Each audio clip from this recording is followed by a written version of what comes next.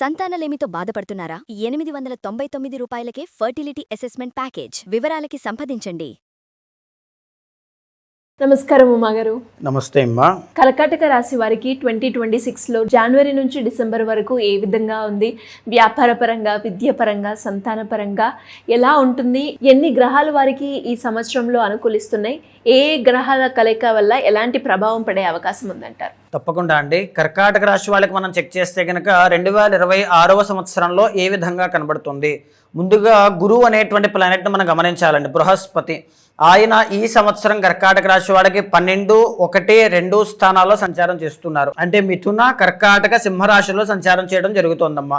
అయితే మనం 2026వ సంవత్సరం కోసం మాట్లాడుతూ ఉన్నాం కాబట్టి జనవరి 1వ తారీఖు దగ్గర నుంచి లెక్క కాబట్టి జనవరి 1వ తారీఖు దగ్గర నుంచి జూన్ 1వ తారీఖు దాకా గురువు అనేటువంటి ప్లానెట్ 12వ స్థానమైనటువంటి మిథున రాశిలో సంచారం చేస్తుంటారు. జూన్ 1 దగ్గర నుంచి అక్టోబర్ 31 దాకా స్వరాశి అయినటువంటి కర్కాటక రాశిలో సంచారం చేస్తుంటారు. అక్టోబర్ 31 తర్వాత నుంచి ఇంకా డిసెంబర్ ఎండ్ వరకు కూడా సింహరాశిలో సంచారం అనేటువంటి జరుగుతుందమ్మా. ఈ క్రమంలో మొదటి భాగమైనటువంటి 6 నెలలు అయినటువంటి గురుడు 12వ స్థానంలో ఉండేటువంటి పీరియడ్ ఆఫ్ టైంలో ఖర్చులు విపరీతంగా పెరగడం కానీ, ఆర్థిక ఇబ్బందులు అనేటువంటివి ఇబ్బంది పెట్టడం కానీ, విదేశీ యోగం మాత్రం తప్పకుండా అనుకూలిస్తుందండి. చాలా బాగుంటుంది. కుటుంబంలో చిన్న చిన్న చికాకులు అనేటువంటివి కనబడతాయండి. ఎందుకనంటే గురుడికి 4 దృష్టిలు ఉంటాయమ్మా. 1, 5, 7, 9 దృష్టిలు ఉంటాయి.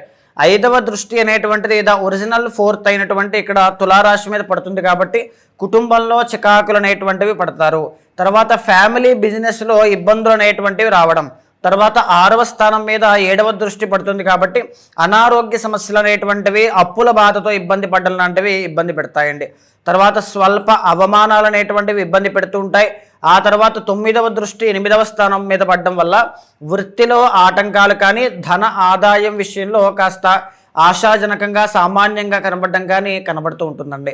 అయితే మరి 2వ పీరియడ్ ఆఫ్ టైం అయినటువంటి జూన్ 1 దగ్గర నుంచి అక్టోబర్ 31 దాకా ఏ విధంగా కనబడుతుంది? సో ఇక్కడ గురువు అనేటువంటి ఆయనకి 4 దృష్టిలు మనం గమనిస్తే కనుక మొట్టమొదటిగా ఆటంకాలు అనేటువంటివి, స్వల్పమైనటువంటి అవమానాలు అనేటువంటివి కనబడుతూ ఉంటాయి. సంతానానికి సంబంధించిన అనారోగ్య సమస్యలు లేదా సంతాన నష్టము అనేటువంటిది జరిగే అవకాశం ఉంటుంది.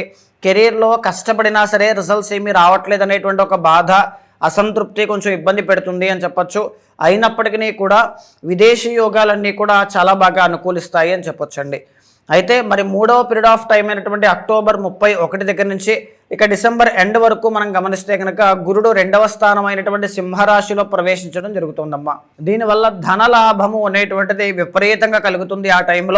ఆ టైం నుంచి మనం బాగా గమనిస్తే అండి 5వ దృష్టి అయినటువంటి గురుడిది 6వ స్థానం మీద పడడం వల్ల ఆరోగ్య సమస్యల నుంచి బయటికి రావడం, రుణ బాధల నుంచి బయటికి రావడం, అంటే అప్పుల బాధ నుంచి బయటికి రావడం, ఆర్థికంగా ఎదగడం ఒకటి, శత్రువుల మీద విజయం సాధించడం ఒకటి, పరిచయాల వల్ల లాభాలు కలగడం ఒకటి, జాబ్లో ప్రమోషన్లు రావడం కానీ, నూతన అవకాశాలన్నీ కూడా చాలా బాగుంటాయండి. ఇది ఎప్పుడండి, ఏ మంత్లో జరుగుతుంది? అక్టోబర్ 31 దగ్గర నుంచి, అంటే ఇంచుమించుగా నవంబర్ 1వ తారీఖు దగ్గర నుంచి డిసెంబర్ 31వ తారీఖు 2026 వరకు కూడా గురు ప్రభావం కర్కాటక రాశి మీద చాలా బాగుంటుందండి.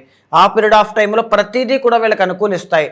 ఉద్యోగము కానీ, వ్యాపారము కానీ, గౌరవ మర్యాదలు కానీ, వివాహము కానీ, సంతానము కానీ, ఏదైనప్పటికీ కూడా ఆదాయం అంతా కూడా పెరగడం, ఎర్నింగ్స్తో పాటుగా సేవింగ్స్ అనేటువంటివి కూడా చాలా బాగుంటాయమ్మా. అయితే మనం శనిగ్రహ సంచారాన్ని గమనిస్తే అండి, శని పరిపూర్ణంగా సంవత్సరం అంతా కూడా 9వ స్థానంలోనే సంచారం చేస్తున్నారు.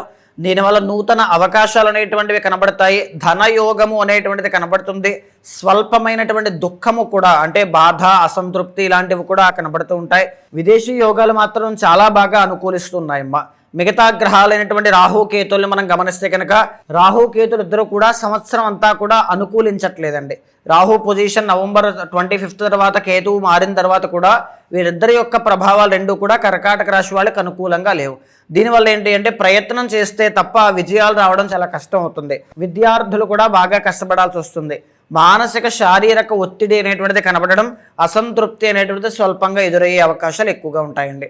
సో 2026వ సంవత్సరంలో రవిగ్రహ ప్రభావం చేత ఏ మాసాల్లో మీకు రాజయోగం పడుతుంది, ఏ మాసాల్లో మీకు చాలా బాగుంటుంది అనేటువంటిది మనం చెక్ చేస్తే కనుక మొట్టమొదటిగా ఏప్రిల్ 17వ తారీఖు దగ్గర నుంచి జూన్ 17వ తారీఖు దాకా రవి అనేటువంటి ఆయన దశమ ఏకాదశ స్థానాల్లో ఉండడం వల్ల ఈ పీరియడ్ ఆఫ్ టైంలో మీ కెరీర్లో గ్రో అయ్యే అవకాశాలు చాలా ఉంటాయండి. ప్రమోషన్లు రావడం, జీతాలు పెరగడం, పనులన్నీ కూడా టైం టు టైం అయిపోవడం, కొత్త కొత్త వాళ్ళ యొక్క పరిచయాలు చాలా బాగుండడం, ఇవన్నీ కూడా చాలా బాగుంటాయి. మళ్ళా తిరిగి సెప్టెంబర్ 17వ తారీఖు దగ్గర నుంచి అక్టోబర్ 17 దాకా రవి 3వ స్థానంలోకి రావడం వల్ల రాజయోగము అనేటువంటిది పడుతుందండి. ఏ పని అనుకుంటే ఆ పని తప్పకుండా పూర్తవుతుంది. అనారోగ్య సమస్యలన్నీ కూడా తగ్గుముఖం పడతాయి అని చెప్పొచ్చమ్మా. మళ్ళా తిరిగి డిసెంబర్ మాసం అంతా కూడా 2026వ సంవత్సరం చాలా బాగుంటుంది. శత్రువుల మీద విజయం సాధించడం, అప్పుల బాధ నుంచి బయటికి రావడం, అనారోగ్య సమస్యల నుంచి బయటికి రావడం తప్పకుండా చూస్తారండి. సో ఓవరాల్గా కర్కాటక రాశి వాళ్ళకి మిశ్రమ ఫలితాలు అనేటువంటివి ఈ సంవత్సరం ఇవ్వబోతుంది కాబట్టి గురుబలాన్ని పెంచుకోవడం కోసం ప్రయత్నం చేయండి. గురుబలం పెరగాలి అంటే మీరు ఏం చేయాలి అంటే ప్రతి గురువారం గోసేవ అనేటువంటిది చేయండి. లేదు అనుకుంటే ఓం నమశివాయ అనేటువంటి మంత్రాన్ని 5 లక్షల సార్లు కానీ లేదా రోజుకి ఎన్నిసార్లు వీలైతే అన్నిసార్లు జపము చేయడం కానీ, గురు ప్రీతి కోసం శనగలు దానంగా ఇవ్వడం కానీ, పసుపు రంగు వస్త్రాలు గురువారం నాడు ధరించడం కానీ చేయడం వల్ల గురుబలము అనేటువంటిది తప్పకుండా పెరుగుతుందమ్మా. 2026లో కొంతమంది ఇల్లు కొనుక్కోవాలనుకుంటారు, కొంతమంది వ్యాపారం స్టార్ట్ చేయాలి అనుకుంటారు. ఈ టైం అయితే బాగుంటుందా, ఇప్పుడు నాకు ఓకేనా అని జాతకం చూపించుకొని వారి యొక్క డౌట్స్ని క్లియర్ చేసుకోవాలి అనుకునే వాళ్ళు చాలామంది ఉంటారు. అలాంటి వాళ్ళు ఎవరైనా కూడా మిమ్మల్ని అప్రోచ్ అవ్వాలి అంటే ఏ విధంగా ఉంటుందంటారు? తప్పకుండా అండి. 2026 కాదండి, జీవితంలో ఎప్పుడైనా సరే ఒక పర్టికులర్ గైడెన్స్ అనేటువంటిది చాలా అవసరం అండి. ఏదైనా ఉద్యోగంలోకి వెళ్ళేటప్పుడు ఏ ఉద్యోగం నాకు బాగా సూట్ అవుతుంది, ఏ వ్యాపారంలో ఇన్వెస్ట్మెంట్ చేయొచ్చు, పార్ట్నర్షిప్లో వెళ్ళొచ్చా వెళ్ళకూడదా, మైరిటల్ లైఫ్లోకి ఏ టైంలో వెళ్తే బాగా సఫలీకృతం అవుతాయి, సంతాన విషయంలో ఎలాంటి గుడ్ న్యూస్ అనేటువంటి అవకాశం ఉంటుంది, ఏదైనా సరే ఒక పర్టికులర్ గైడెన్స్ ఉంటే బాగుంటుందని కోరుకునేటువంటి ప్రతి ఒక్కరికి కూడా మీ వెనకాల నేను ఉంటాను.